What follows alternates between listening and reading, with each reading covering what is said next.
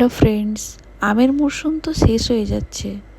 তো আমের কি রেসিপি বানালেন আপনারা? আমি আজ বানিয়ে ফেলেছিলাম পাকা আমের ম্যাঙ্গো কুলফি। মাত্র 15 মিনিট হাতে সময় থাকলেই এটা বানিয়ে ফেলা যায়। রূপেও যেমন, গুণেও তেমন।